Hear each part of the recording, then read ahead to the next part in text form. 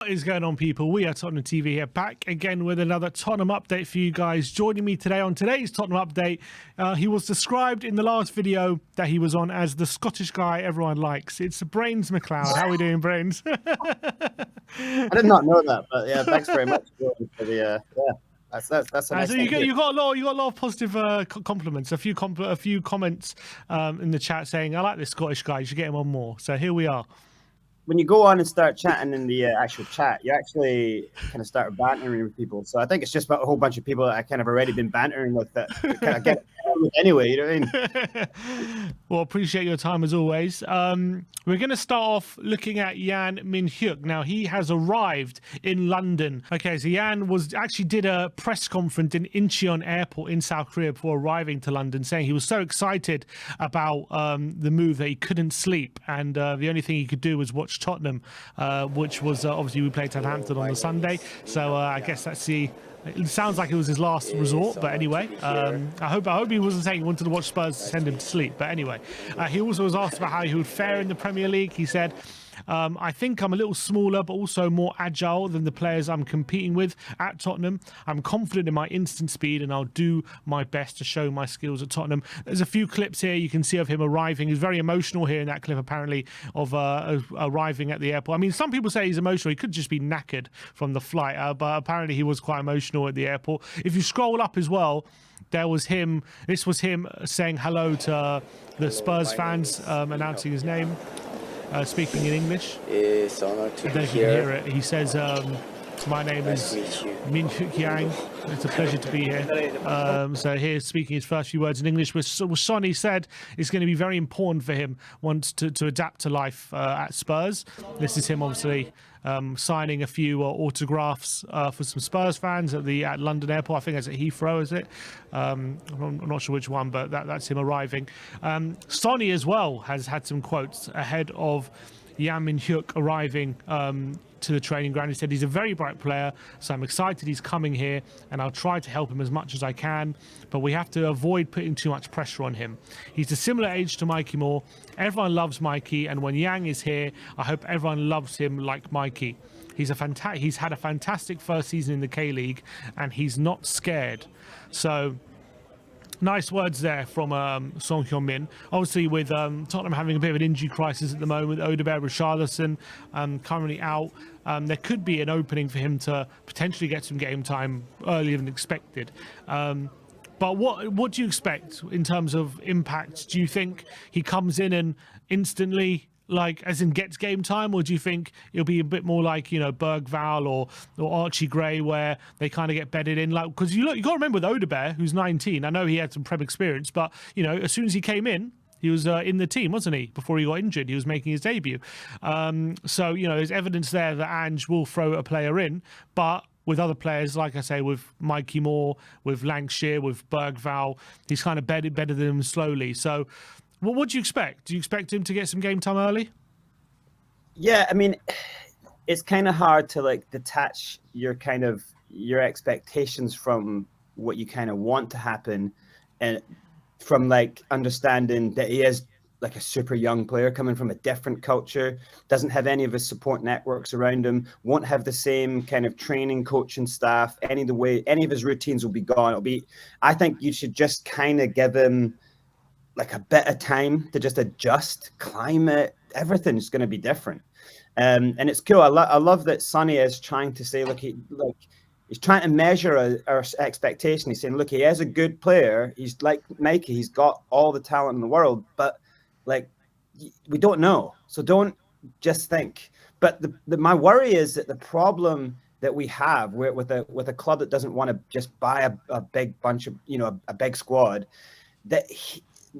why are we even signing him if you don't think that he is going to get some time and start playing probably earlier than he should, and then that's the problem, is if the team isn't playing well, you're not going to set up a scenario where he can play well. But if the team's playing well, say it's we are drubbing teams when we play well. So it's just about Ange picking the right time. Say we're 5-0 up again against someone, or 4-0 up. Yeah, rest everyone. Put him on. Put Mikey on either side. As long as you can kind of secure the back end, But then even in those situations, it's like calling out to the fans to say, yeah, we might be 4-0 up, but we need these guys just to get time and touch on the pitch. Don't be expecting even their touch to be right. And, we just have to kind of, like we all did with Mikey, we're all like, oh my God, Mikey's going to blow everyone away. And, it's been stop-start and not by his fault, but like we just have to be a little bit more caring and have time. Look what we're seeing from Bergvall. Like just now that he is getting the love and he's going to get time and he needs more time, but like you're seeing that there's something there. The thing with Archie is a little different though, because Archie was bled in already. He was thrown in big cup games. He played every game for his manager. He already knew that I'm that guy. So he might not be playing in his right position, but he doesn't care. He's already been bled into the idea of do what your manager needs you when he needs you. So it's just trying to get everyone to understand that this will be a little bit different. He has a signing for the future, and it's amazing that he's got like a bigger brother here, Sonny, to take him under the wing and guide him along. That's amazing, But let's just kind of let's not get too overhyped. I say that, but I know as soon as we stop this, I'm going to be watching videos of him. To be fair, look, he's just finished his first season in top flight football in the K League. You can stat how well he's done. He's got 12 goals and six assists this season in the K League, and he's actually the youngest ever goal scorer, I think, in the K League, or this season anyway. He got into the K League Team of the Year this season as well. So as much as so you're trying to get everyone to be like, he's the new Sonny. All I'm saying is, as much as it's important to temper expectations, this is the signs of someone who seems to be completely excelling at a very young age, even if it is the K League. And apparently the K League is actually rated according to FIFA higher than like the Swedish league, which obviously is where Bergvall came from. And he's taken a bit of time to settle in, but he's been playing all pretty well recently. So maybe there is hope that he can surprise a few people early on, potentially. And he could have that element of the unknown if we throw him in early. And I think the way that South Korean culture is with coaching, I think he will be quite used to having really tough coaching. And, he will be really used to like the kind of professionalism side of the game, Probably even a little bit more than our kind of youth, the way that we kind of go through the process. So, I am excited, and I liked watching what I'd seen so far. I liked them in the preseason game. He's got that bit about him. Like he is fast. He does cut in and hit those shots. I don't know if the South Korean fans are kind of like, this is our next son, the way he cuts in like that. But he does have shades of that style. I don't know if he's like built his game around Sonny or just like that's the modern, inverted winger, But God, if he could have, I know it wasn't like just hitting the ground running for Sonny, but maybe the kind of the way that we play and the injury crisis might give him a bit of a kind of like, look, well, someone can grab him and say, we need to throw you in, but don't feel like, this is not on you, whatever. Just have fun, Maybe that's a good, Yeah, nothing to lose kind of mentality. In terms of how he's standing in South Korea, I know that because we follow the South Korean national team quite closely with our Korean channel, and he's not been a regular in the squads. He has had a cap. He has had a few caps, but in the last few squads, he hasn't been called up despite his brilliant form in the K-League. So that suggests even at national level, despite how well he's doing in the K-League, they don't feel like he's quite ready to be a starter yet for the national team. So that probably tells you at the moment maybe his young, level. Right? He's young. He's 18. Young. He's 18. He's still he's a year older than Mikey, a year younger than Odebear. So look, I don't think I wouldn't expect him to be in the first team. Maybe like at Tamworth, we might get a first sight of him potentially in that FA Cup game. Maybe some sub appearances early on just to see where he's at, because we're so thin on the ground that if he can be an option, it'd be stupid not to at least see if he can. But I think it would be important. You're right. Like if he plays early on and he's not playing well or something, it's important not to put too much pressure on him and write him off or anything like that, because as you say, it's a very difficult circumstances to come into a club as well. Mid-season, he's and no pre-season as well. I know, yeah. I mean, that could be a good and bad thing, because if he is going to play at any point this season, you don't kind of want him to be so out of game form, because he is coming from playing. So maybe there is a thing to say, actually, we should turn to him as a sub quite a bit, just because it's in his legs. Let's not let him, he should be training all the time now as soon as he gets here, because if we're going to use him, we can't afford him to simmer down and as if he's in his preseason. We need him still going, but let me ask you this. The way we play and the way we need that kind of whatever, we need someone rushing at the back post. We need wingers who score. Are you telling me if it goes, look, we need something in a game, it's either Werner or him, who you turn it? I'll tell you who I'm turning to. Well, look, he got 12 goals already in the top flight football this season. So yeah, he's not suffering from a crisis of confidence. Yeah, absolutely right. And sometimes even if you're outperforming your current level, that can sometimes happen if for a short space of time with confidence. How many times have we seen players come into a team, even a new signing, and just have an unbelievable first 6 months or even a year, and then obviously once things average itself out, they then like you remember Almiron, what a run he had last season, just riding that wave of confidence. We've seen it with other like Michu, you're an average player but just had an amazing year because he's just riding that wave of confidence. I'm not saying Yamin Hyuk's going to do that. I'm just saying he is coming into this into Tottenham, should be high on confidence, getting in, as an 18-year-old getting to the K-League Team of the Year. So maybe he'll feel that bit of a bit unstoppable at the moment. So maybe that could be a good time just to see if we can kind of capitalize on that.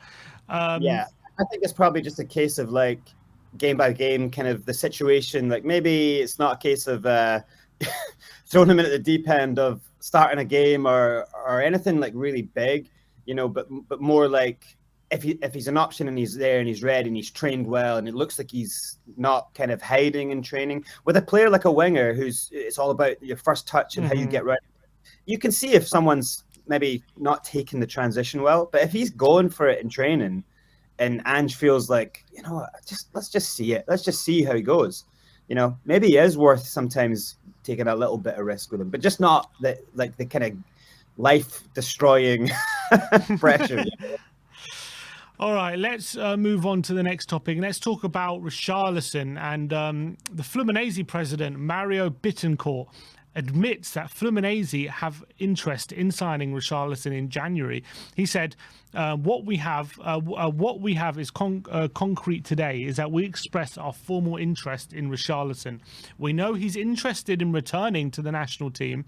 I have a great relationship with him and I brought him back there as vice president of football. We made the first document to the English club asking about the possibility of negotiating. So there's been a lot of rumours flying around about Richarlison, and obviously with Saudi and obviously with his injury problems, Tottenham potentially looking to cut their losses on him.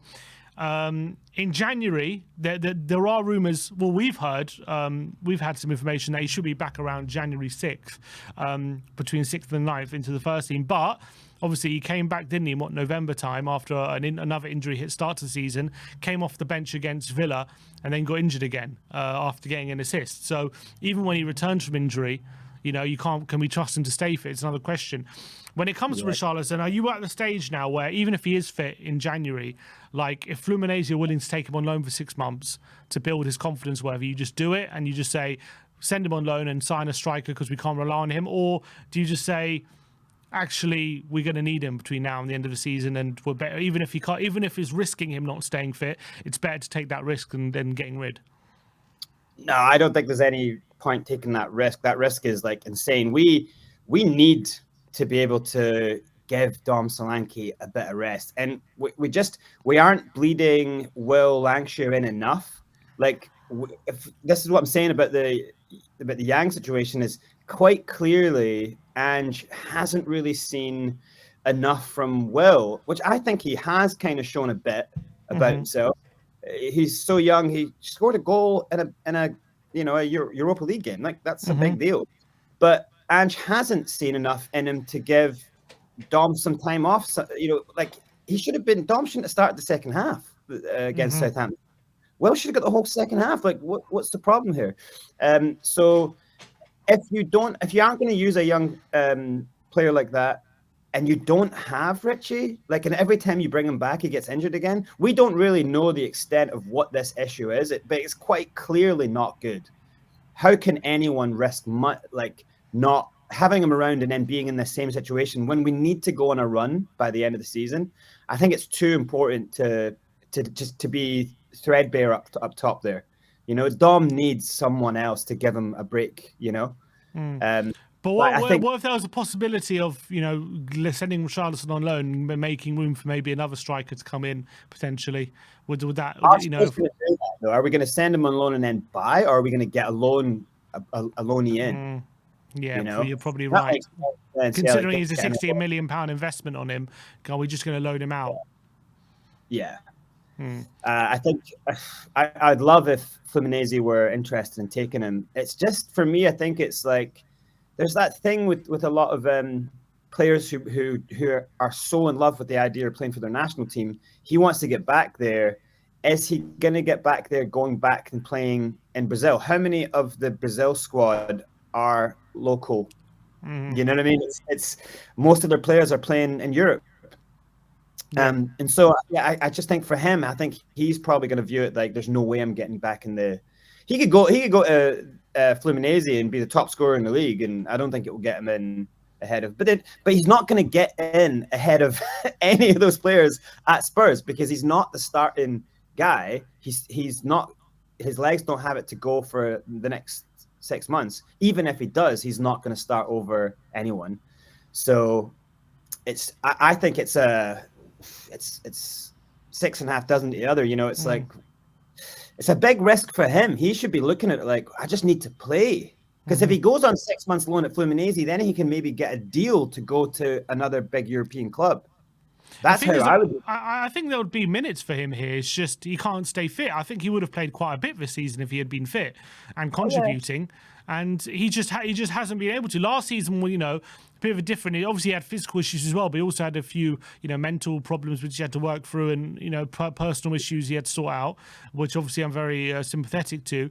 But it's just at the moment, you know, at the end of last season and now this season, the guy can't be fit for 2 games straight. He came on, I think he came off the bench a couple of times against City and Villa, and then bam, he was injured again. And it was like one run, stretched his legs one time, and bam, he pulled his hamstring. And is that, I don't know, is that the training he's doing? Are we working him too hard? Is he not? Can he not handle this kind of intense football we're trying to play? Is that the problem? Is he just an injury-prone player? But I look at his record. Like at Everton, he was consistently playing over 30 league games a season for however long he was there. So he didn't seem to have injury problems when he was at Everton. So I don't know why he's come here and all of a sudden he's injury-prone and he can't stay fit at all. Like it's ridiculous. So I think at this point, the club are probably, I assume the club are ready to cut their losses on him at this point if they can find a buyer. I don't see Fluminese stumping up the money we would want, because I'm thinking we signed him for 60, and, you know, I reckon probably take, like, at this point between 25, 30, we'll probably take that, maybe even less, because at the moment an injury, the worst thing is an injury-prone player. That's the worst player to try and sell, because teams just don't want to, you know, buy them. So I think we're probably gonna have to wait till the summer. But I think the best bet of us getting money for him is hopefully prove some sort of fitness for the next 6 months, and when he gets a chance, he performs, and that's the best chance we got of getting some money for him. I don't know if a loan deal for Fluminese will do it or anything like that. Especially if he goes on loan and gets injured again now on loan, then that'll be even worse for him. So yeah, it's a bit of a FUBAR situation, because it's like, what do we do? We don't have this player to use. There's this constant worry of, for me, it seems like Spurs have a problem when they have a deep muscle issue with a player. There's always this issue of rushing players back. They're probably overloading them in the training. They're overloading them in the gym to get them to be able to be game ready. And then it just goes, because game is a different intensity. It's like a different slam. It's not the same, you know. In training, you might be doing organized sprints, but you're not doing the turns and the fights, the twists that you get on a pitch. So it just doesn't seem like our medical department kind of has what it takes. I've got a little bit of inside information from my physio, who knows a lot of the guys who work there, and it apparently is a lot of younger guys. There's only really 1 or 2 big long-term renowned physios, and they're not really hands-on. They're more in-game. So it does seem like we have a young department. And so this is all a bit of a kind of nightmare for us. I'm not confident in any way that we can get him sustainably fit. But yeah, I mean, that's a good point you bring up. And I was actually watching a video before about Tottenham, and they were looking at the top 10 players in the Premier League who have the most sprints this season. I think 7 of them are Spurs players. So clearly, we run more than most of any other team, and we make our players put more effort in than any other team. And for one point, obviously, that's what you want your team to do, put more effort in than the opposition and outrun them and outwork them. But is that an issue for Spurs? Is actually something that I'll be asking? Is Ange asking too much of them, or is it a case of if we have if we had a better medical department, like we would be able to better kind of manage that situation? Is that on the medical department, or is it on Tottenham asking their players to be running too much? Is that even a thing? Can you ask your players to run too much? Yeah, you can obviously overload players. The harsh thing is Ange comes in, he goes, this is our style of play. It's a heavy press burden for the front players. Defenders play a high line, so it's a heavy backtrack burden on them, And I don't care what anyone says, you can run it in training session, but it's never like in a game. It's just not, because you don't come up against those types of players. And like you're not going to have in training Sonny go against Van de Ven or like Brennan go against Van de Ven. Like, how are you really going to sharpen each other's swords in a way, So I do think that it's part of that. But then I think, like if you are a surgeon or a nurse and you go and work at a hospital, if you go work at one of those fancy hospitals where they've got enough staff, everyone's loved, everyone's getting paid well, when a crisis happens, everyone chips in and they do a good job. When you're at a kind of entry-level hospital and in a tough area and it's getting hit all the time, no one knows what to do because it's just like you're in a shitstorm non-stop. And that's kind of the vibe I feel at Spurs. I don't feel like this medical staff have experienced this amount of injuries and getting players back to play this type of football. It's a multiple storm. You know what I mean? Like even coaches like Conte, who's just trying to get them run a lot. He's just trying to get long running in their legs. This is like sprint running and double sessions, and it's all just a bit much, especially when you enter into it, a squad that starts off and they're not in Europe, and that's a problem because they don't have enough games to get gameplay in their legs. Now they're in Europe and they've got game Sunday, game Thursday, game Sunday. How do you train in between that? Because you have to have down days and you have to have a big upbeat day and then you have to have a relaxing day. It's not enough days. So are they running them ragged on the Tuesday? Like that's not enough time to rest for the Thursday then. So it's just a squad that's not ready for this amount of games and haven't been able to build up calmly, so it's a bit of it just doesn't have me very confident. I think you would have to kind of just take a back step, like either get a more staff in for that situation. I just don't think the staff are qualified to deal with getting the players ready. And also you would have to go back to Ange. I'm sorry, but in those situations, medical staff get heavy pressure from coaching staff. They go, no, they need to be ready. You have to have them ready. And they come out and we say, oh, this guy ready? Like, well, we're trying to be careful. No, you're not. You want him back for that game no matter what. So, and it showed with the Chelsea game. They threw in Van de Ven and Romero without any game time before. That was insane to me. A medical staff should have been strong enough to say, no, you're not getting them. You're not getting the players. We're not clearing them for return. And they didn't. They cleared them because they were scared of Ange and they're scared of having to tell the coaching staff no.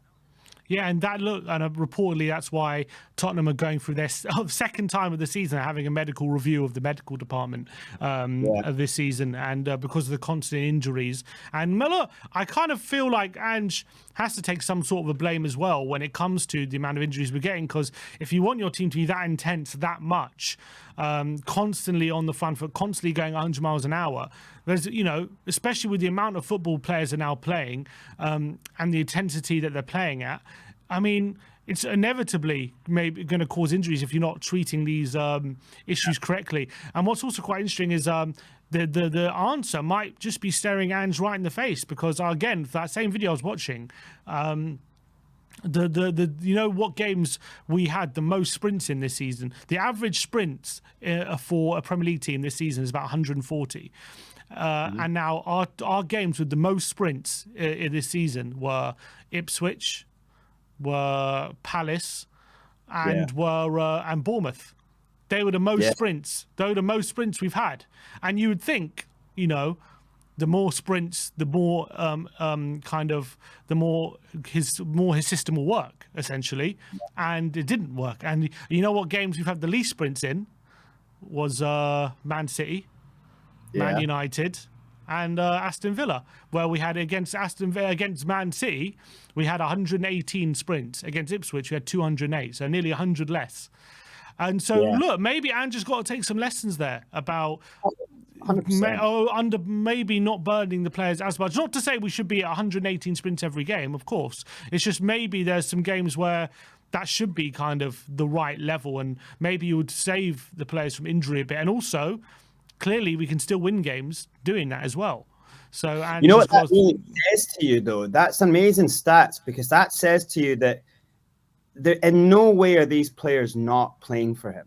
Like that, they are. It's not like they're not trying. And so when we see oh my God, they don't have it in them, it kind of translates as that, because they can't get on the ball, or they're running so much that they're kind of shaky on the ball. They're trying too hard.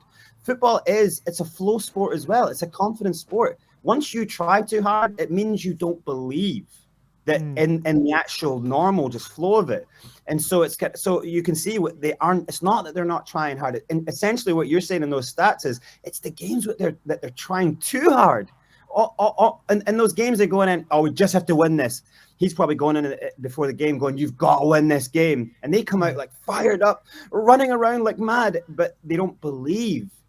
It's the Spursy thing is affecting them. They don't believe that, I can't believe we're going to lose this game to a team that's not won all season. And they get compounded by the stress. And that's something that's been at Spurs for a long time. We can't deny that. And I think Ange will kind of say, forget that. But it is. And then the second thing is he can easily just, who I feel sorry for is Mickey van de Ven watching how our defence is going now, because we're taking a little bit deeper. We're not always keeping the high line. They're actually defending like a normal club defends. If I'm Mickey van de Ven, I'm going, why can I not play in a game like that? Like, why do I have to take this super high? And we will say to him, because you're not here. That's why we play like this. I know. And so when he comes back, he gets the pressure of defending unlike anyone else. And it's like, well, no, he can close the short distances. Like, just, when we've seen him play in games where a team is really putting the pressure on, it's like in these, essentially football will be easier against a City and a Liverpool and a Chelsea, because you'll get to play football in those games. And then you have to rely on touch and skill and pressure resistance. Those are all so internalized skills, not running and fighting. And you know what I mean? Like the lower teams playing against City, yes, they're going to have to chase the ball and sit. And, but Spurs are a good team. They are a top level team. But when they do the best that they can do, it's all that cool stuff. It's like the one touch, bang, round the corner. It's all beautiful to see. But when that doesn't work against a team who's just an amazing team and they're going at you, then it kind of goes out the window, because it's like, oh God, now we have to kind of now they feel we have to fight extra, have to run extra yards, we have to show our manager we love him, we have to fight, we have to fight for the fans, and it's all those things that we don't really appreciate, that they love us, they are fighting for us, but that's taking them away from just play beautiful football. You know what I mean? So that's why I always hate when people go, it's these players, these bloody players, they're not showing up. It's like, no, they really are. It's just that they're trying too hard. You're not going to run the most of any team in the Premier League if you're not trying. I think that's what I've always been saying. Like, there've been people been suggesting there's problems in the dressing room, all that kind of stuff. I'm like, I don't think you get those running stats if these teams are not putting their absolute everything into this and they're playing for the managers. So, look, let's hope Ange can work it out. I think there's some interesting talking points there. Interesting, it was just a topic about Richarlison potentially leaving, but it kind of pivoted. But I think it was a good discussion. Next up, we will be talking about Rodrigo Bentancur and his appeal against his 7-match ban for comments he made, obviously, when he was away at Uruguay. The appeal would only really reduce the ban to one game. So if it was successful, he could have been available for the Liverpool game on Sunday, but it did fail. So he will not be available. So he's going to be unavailable for the next 2 games. So he'll be back for Forest on Thursday. But any surprise that the appeal lost? I guess not really. No, I actually even think it's a bit of a black eye appeal in it. It's like, look, all the speech that what he said, the apologies kind of almost get a bit like, worked over if you're kind of then going and appealing it. It's like, look, just take your medicine, take your punishment, shut up, don't think a little bit about this stuff, think about what you say. And so, yeah, I don't think we should appeal it. For me, it's a bit of a black eye, and we want him back as soon as possible. But also, we do need these players to learn that they are public figures. They are inspirational to young people. That they don't really. You shouldn't get a chance to say stupid things when you're that much of a public figure. So, I think it's right that he gets made an example of. I hate it because I'm a Spurs fan and I love watching him play, but it is what it is. Don't be an idiot, basically. Essentially, I agree. I think 7 games was a bit harsh, but at the end of the day, it's harsh. I don't get what they think they're in terms of what you're losing from a PR standpoint between what you gain from a 1 game you getting back for 1 game less. It doesn't make sense to me, the calculation they made in terms of why appeal it. I just think it looks terrible. It makes no sense. It's just going to piss people off, and it's going to make people think that you're not taking the ban seriously, or you don't think he should be banned. And the only upside is he could potentially be back for 1 game. And now you've lost that appeal, so you had the PR disaster, and you didn't even get the game back. So that is a proper Spursy if I've ever seen one. So yeah, it was a stupid decision. Next up, we're going to be talking about Lucas Bergvall. He's been talking about him playing in the number 6 position. He was asked about what his favourite position is, and he said, I like to play as a number 6 in this type of system. I think it suits me, which is quite interesting, I feel, because obviously I think coming into this season, a lot of people were thinking he'll probably be back up to Maddison as number 10, potentially. Or now Decky's obviously become that number 10. But then you were probably thinking, where he's performed mostly this season is that number 8 position in place of Sarr, ahead of like a Basuma or a Bentancur in the Europa League for most games. But obviously, due to necessity more than anything, he did play in that 6th position on Sunday against Southampton. And he did seem, acquitted fairly well, albeit, I don't think he was outstanding. I felt for an 18-year-old, it was brilliant. Like, calm, composure, just kept things simple. Like, didn't look out of place. That's all you can ask for. I don't think he was like the best midfielder on the pitch or anything like that. But when it comes to him being a number 6, he clearly is, in terms of technical ability, potentially could be better than Basuma and Bentancur. I don't think right now, but I think he's definitely got the potential to be. And in terms of having a real player who could be a bit of a maestro in that position, can set the tone and be a bit of a playmaker in that number 6. I'm not sure Bentancur and Basuma are kind of like that. So yes, defensively, he's 18. He's going to have to be stronger and learn tactical side of his game. But could he be potential future number 6 for us? Could that be his position, do you reckon? I think he could. I think he benefits when he can see the game in front of him. I don't think he's bad at taking the ball with his back to the game. He's good at one-touch stuff. He's got a nice turn on him. Everything I've seen from him, because he looks accomplished in it. He doesn't look like he's a fish out of water. That's what you would expect from an 18-year-old playing in the 6, because it's one of the most important roles in the pitch. But we can't really compare him to like when Bentancur came in the team and we were like, and he's doing these lovely little flick turns in the box under pressure. Like, yeah, but that's years of playing in Serie A in like really high pressure situations. Bergvall needs time. You could see he did a lot of nice stuff in the Southampton game, and when he came on against Rangers, Ali McCoyston, they were saying about him that he always creates space for him. He always moves well and thinks about how to move other players out of space. So he is really clever. But what you see when he's on the pitch is he's got that young thing where he wants to impress so much, and sometimes he kind of takes the ball and he's like, right, let me go, and then he kind of runs it into trouble, or he does a over clever thing. He tries to be too clever with it. Like in the Southampton game, He did this thing, instead of just a simple little pass to the side, he tried the clever thing, ran into a player and had to go over and win the ball back, and he did easily. But you don't want to see him do that. It's like, that's where he's kind of taking risks that you would in the 8 or the 10, but he's taking those risks at the 6. And that's kind of gets scrubbed out your game. Like you can't do that there.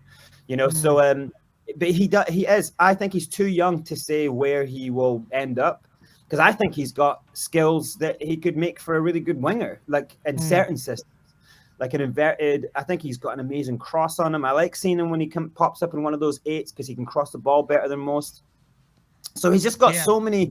He's got so many good technical skills to his game that it's kind of hard to see where he's going to end up, but he just needs game time, because you can see, like, when in the games it was amazing to see him get 90 minutes, because he did have a patch. He also got winded by being thrown into a goalpost, and he went a little bit missing for a bit. You tell he was winded, but like once he got on the ball and then later in the game where he had his third wind, which you're only going to know what you're going to be like in that situation when you play 90 minutes. But when he was going towards there, it was like, see, look how confident he is moving the ball now. He's just like gliding across the pitch, and he's got such a good stretch on his legs, his leg span. He easily gets past players. So when he's confident, I think would start to see bits of what he was doing in Sweden, where he's like brushing past 2 or 3 players. Right now, I think don't do that just now, because once you start losing the ball, we've seen him a couple times.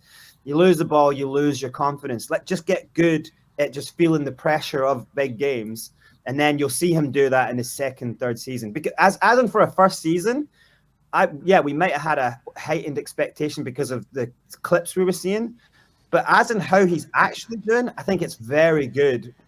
A good sign for what we're gonna see. I agree. How many 18-year-olds perform at his level, even in Europa League? I know Galatasaray was a poor performance, but by and large, he hasn't looked out of place in any games, and he's actually been, some of the games he's been brilliant, and some games he's just been like, part of the team, and like and hasn't looked out of place. Which you got to remember, this guy's 18. Like, some people say he's been disappointing, and he's a loan deal. I'm like, this guy's doing absolutely fine. Like, I think he's doing absolutely fine. Like, I'm really happy with him at the moment. In terms of him being a 6. There is a worry, obviously, if you play him in that position. Could you be losing too much of what he's capable of potentially in the final third? I guess. I guess when we had to see if that's his real strength, maybe it is in the middle of the park where he's really going to be kind of going to separate him from other players. Like, maybe that's his work in between the lines and playmaking. Like, could he be like? The problem is, obviously, I think at the moment, can we rely on him defensively to, cover that ground and do all that kind of stuff? Maybe not. So maybe at this age, can he be our lone 6? Maybe when he's got like Sarr and Decky next to him, who can do a lot of running for him and help him out. Yes. Like, do I trust him like next to like a Maddison? Like, all of a sudden, could he start to be overrun? Maybe potentially when he's got to cover ground for Maddison, let alone people helping him out. So maybe in the future.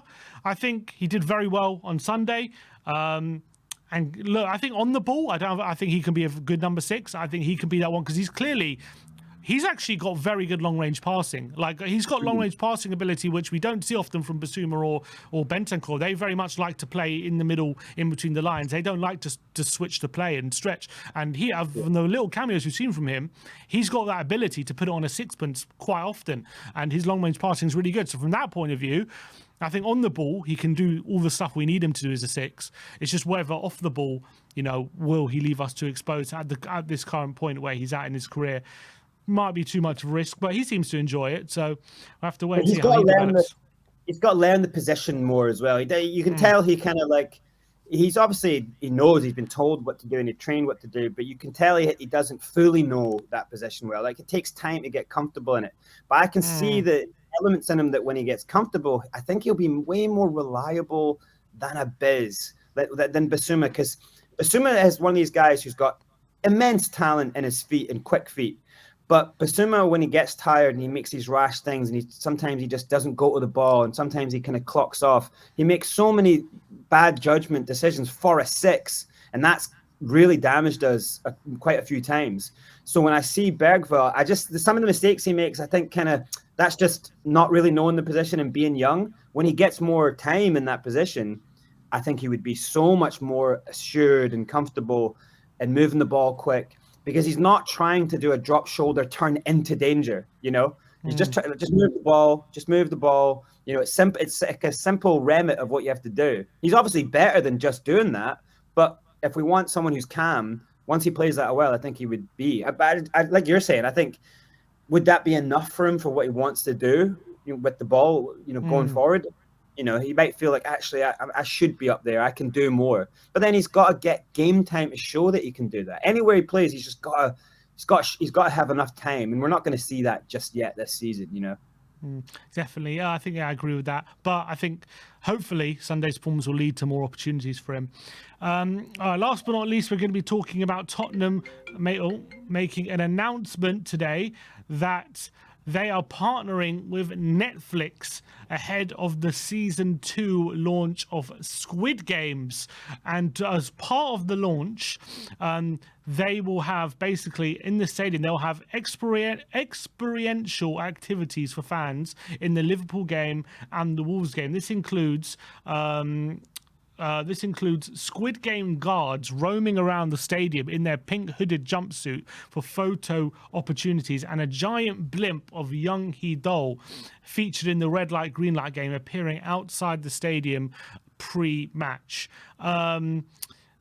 Yeah, I mean, Tottenham, classic, you know, you're going to get the... can we just win some football games, Spurs? Like, why do you have to do all this stuff? Are you going to be jumping at the chance to get some pictures with some pink hooded jumpsuit Squid Game guards at the stadium? I think it's like really on the nose. I think like you know, normal people being taken advantage of by like a dangerous game, taking advantage of their desperation, you know, that it's all about money, run by an evil elite, you know, like evil man. Sounds a lot like Tottenham Hotspur. What's Squid Game about again? So yeah, I feel like all the players, all the fans are just the contestants, and maybe one day we'll win that big prize of like winning the league, but it's never going to happen. We're all just going to die. I'm just waiting for Ben to, like, he's messing around with his AI app so much. I'm waiting for Ben to take the cast of a Squid Game, take out their faces, put all Spurs players on the guys, and then, you know, the guy takes off the mask at the end, and it's Daniel Levy. Now, yeah, it's. But I get like my marketing brain gets it. It's like as in if you're Netflix, you're like, oh, this is fantastic. You know, it's a very big South Korean show. It's an amazing show. Like Spurs have a love and a group of massive South Korean fans. So it makes complete sense. It's like it's a good kind of mashup together. And I like the idea of doing something like that, playing that game outside the stadium. As in a business, it makes complete sense to mash those two together, you know, but for real football fans, we don't care. You know, like, we don't care. Just focus on football, you know? Like, what are you doing? And also it's a bit like a few days ago, you know, you had those fan groups make that announcement that they're going to stop working with the club because they feel that misalignment. You know, there's, you know, the groups, the flag, THFC flags, Spurs song sheets, and Return of the Shelf. They obviously were working with the club to try and improve the atmosphere. And now a few days ago, they announced that they're going to stop working with the club because they feel like they're not getting anywhere, essentially.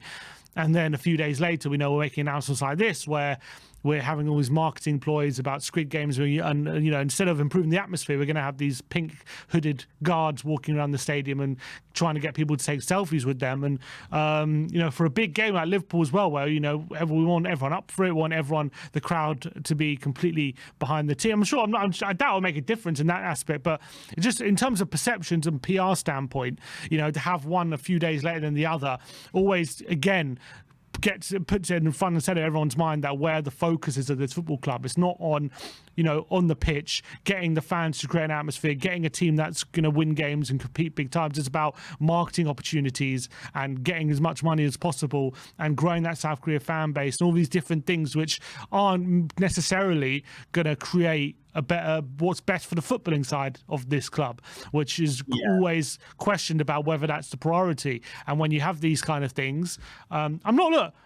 if we could be top of the league and they make this announcement and no one cares. But Yeah. again, a few days after these fan groups essentially saying we're not getting anywhere with this club yet, they're more than happy to facilitate pink hooded guards walking around the stadium for marketing opportunities, but they're not willing to facilitate a singing section in the stands. You know, that doesn't sit right with a lot of fans. Yeah, it's like it just proves that Daniel Levy doesn't understand the football fans who support this football team. You can imagine him sitting there in conversation with Netflix going, hey, we've got a whole bunch of people. We've got a whole bunch of people in a building. You can market here. Instead of because he's going, oh yeah, like kids will like to look at the men in the pink suits and stuff, and people who don't really care, like the girlfriends or boyfriends who are just getting dragged along to the game, yeah, they'll like to take a selfie, and it's a good marketing opportunity, you know, cross-brand marketing. It's like, but the people who go every week to games, the diehards, the ones that actually the blood, their blood is what built this club. That gives him the privilege of sitting behind that desk to do these stupid deals. Like, they're the people you have to care about. Daniel Levy should get a mask on or something, not Squid Game mask, but he should you know, go in disguise, get maybe just get a wig, and no one would recognize him, but get a wig and go to the games and get close to the people and just feel what the atmosphere is like as a person who, you know, when you go and you're so nervous, when we see each other before the games, we're like, oh man, you know, Ben just starts going, you know, like these are the people who die for the club, you know, and it's like he really has to understand that that's what creates an atmosphere. That's what gets a club players going on the pitch. You know, we're not looking at some people in like jumpsuits and masks on. It's like, that's for the little kid who got dragged there, didn't want to be there. Like, oh, you know, like that's not us. You know, that's not this football club. Can you imagine Southampton on the, you know, that game the other day, and they've hired people to like, oh, look, there's our Santa Claus and his helpers are walking. And then you know, they're 5-0 down, and they're like, yeah. 5-0, you know what I mean? Yeah. Read the room, man. Like we know he doesn't Exactly. read the room, but read the room, man. You know. Yeah. That's what it is. He's never gonna learn, is he? Definitely not. But look, appreciate your time as always, Brains. Always great to see you. Always great to chat to you. But that's all we got time for today. We'll see you all very, very soon. Like, subscribe, and comment. And as always, come on, you Spurs. Right,